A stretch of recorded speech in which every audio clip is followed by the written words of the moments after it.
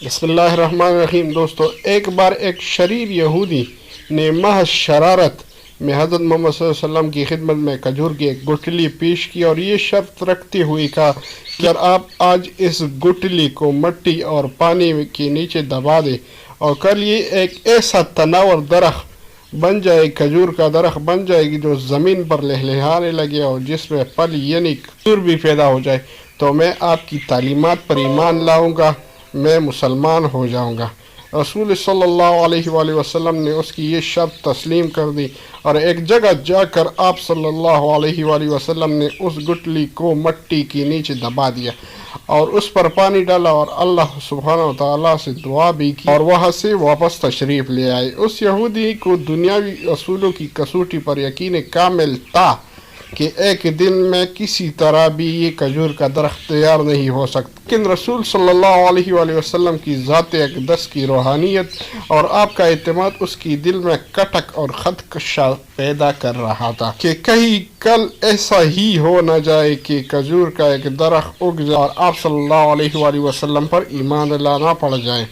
اس نے اپنے اس وسوسے کو دور کرنے کے لیے پھر دنیاوی اصولوں کی مدد لے لی اور شام کو اس مقام پر چلا گیا جہاں حضور صلی اللہ علیہ وآلہ وسلم نے کھجور کی گٹھلی بوئی تھی، اس کو وہاں سے نکال لیا اور خوشی خوشی واپس آ گیا۔ اب کھجور کا نکلنا تو درکنار، لیکن وہ نہیں جانتا تھا کہ جب معاملہ اللہ اور اس کی رسول صلی اللہ علیہ وآلہ وسلم کے درمیان ہو تو دنیاوی اسباب بے معنی ہو جاتے ہیں۔ اگلے دن آقائے دو جہاں صلی اللہ علیہ وآلہ وسلم اور وہ یہودی مقام مقررہ پر پہنچ گئے تو وہ یہودی یہ دیکھ کر حیران رہ گیا کہ وہ ایک تناور درخت کھجور کی گجوں سے لدا کھڑا ہے۔ اس یہودی نے جب اس کی کھجور کو کہا تو اس میں گٹھلی نہیں، اس کے منہ سے بے اختیار یہ بات نکل گئی کہ اے آقائے دو جہان، اس کی گٹھلی کہاں؟ اسی بات پر حضور صلی اللہ علیہ وآلہ وسلم نے ارشاد فرمایا کہ گٹھلی تو تم نے کل شام ہی نکال لی تھی، اسی لیے گٹھلی تو کھجور میں نہیں ہے، البتہ تمہاری خواہش کے مطابق کھجور کا درخت اور کھجور موجود ہے۔ کہا جاتا ہے کہ وہ یہودی اللہ سبحانہ و تعالیٰ کی اذن سے رسول اللہ صلی اللہ علیہ وآلہ وسلم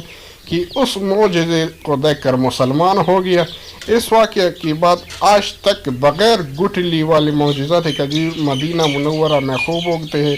دکانوں پر بھی فروخت ہوتے ہیں۔ اس کھجور کا اصل نام سکل ہے،